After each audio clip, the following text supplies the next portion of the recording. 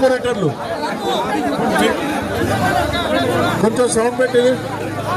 ఏముంది ఇప్పుడు ఈ భూమి ప్రభుత్వ భూమి అయినప్పుడు ప్రభుత్వ భూమిలో దేవుడి వీళ్ళ ప్రభుత్వానికి అధినేత దేవుడు ఈ నయా ఔరంగజేబు ఈ రోజు గుళ్ళను కూలగొట్టించడం ఏంది? ఈ రోజు రాముడి గుడికి కూడా ఆడవాళ్ళు అడిగినటువంటి ప్రభుత్వము, ఈ రాముడే లేదని అప్పుడు పెట్టేసినటువంటి కాంగ్రెస్ పార్టీ ప్రభుత్వము, అదే ప్రభుత్వం ఇక్కడ నడుస్తుంది. ఏ కాంగ్రెస్ పార్టీ అయితే ఈ దేశంలో రాముడు లేదని అప్పుడు పెట్టేసిందో అయోధ్యలో కూడా అదే కాంగ్రెస్ పార్టీ ప్రభుత్వం ఈ రోజు దేవుడు విగ్రహాలు ఎత్తుకపోయేటువంటి పరిస్థితికి వచ్చిందంటే ఇప్పుడే ముత్యాలమ్మ గుడి, మీరు రైట్ గానే అన్నారు, ముత్యాలమ్మ గుడికి సంబంధించిన కేసులో మా మీద అటెంప్ట్ మర్డర్ కేసులు పెడితే ఇప్పుడే ఎన్హెచ్ఆర్సీకి ఆ పేషీకి పోయి వస్తున్నాము.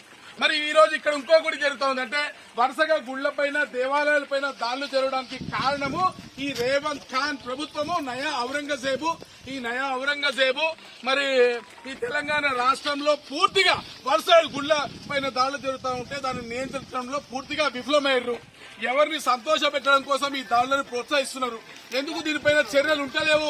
ఈ రాష్ట్ర ముఖ్యమంత్రి స్పష్టం చేయాలి. ఈ రోజు ఇన్ఛార్జ్ మంత్రి అయినటువంటి పొన్నం ప్రభాకర్ కానివ్వండి, లేకపోతే దేవాదాయ శాఖ మంత్రి కానివ్వండి, లేదా సీనియర్ మంత్రి అయిన శ్రీధర్ బాబు గారు కానివ్వండి, వీళ్ళందరికీ ఇక్కడ ఉన్నటువంటి ప్రాంతంతో పూర్తి అనుబంధం ఉంది.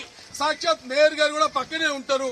మరి దేవుడి విగ్రహం పైన జరుగుతున్నటువంటి ఈ దాడుల పైన స్పందించడానికి ఈ ప్రభుత్వానికి వచ్చినటువంటి కష్టం నష్టం గారు మరియు ఇతర నాయకులు అందరూ ఇక్కడికి వచ్చారు కాబట్టి మనందరం క్రమశిక్షణతోని అక్కడికి పోయి చూసేసి రావాల్సిందిగా మీ అందరినీ విజ్ఞప్తి